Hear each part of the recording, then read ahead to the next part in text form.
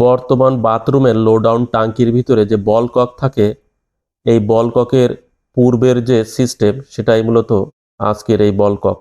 তো এই যে একটি লো ডাউন টাঙ্কি দেখছেন, বেশ পুরাতন। এর ভিতরে যে বল কক ছিল সেটা নষ্ট হয়ে গেছে।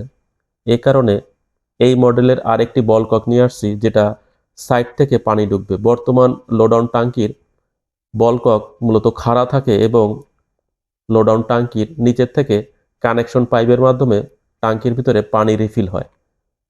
তো ওই ধরনের বল কক মূলত কিভাবে পরিবর্তন করা হয় পূর্বের বেশ কিছু ভিডিওতে আপনাদের সাথে শেয়ার করেছিলাম। কিন্তু এই যে পুরাতন যে লো ডাউন টাঙ্কি, এর বল কক দেখেন ভেঙে গেছে, যেটা আমি ফেলে দিয়েছি এবং নতুন একটি বল কক এখানে ফিটিং করে দিচ্ছি।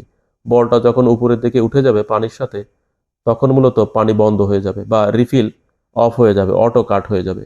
আর যখন নিচে নামবে বা ফ্ল্যাশ করলে এটা মূলত নিচে নেমে যাবে বলটা, যেহেতু পানির সাথে ওই ফ্লোট সুইচ বা বল ভাসতে থাকে।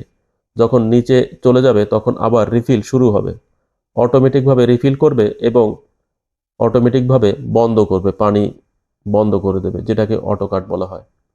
তো এটাই মূলত বল কক পুরাতন লো ডাউন টাঙ্কি, যেটা নষ্ট হয়ে গেলে আপনারা কিনে পরিবর্তন করে দিতে পারবেন।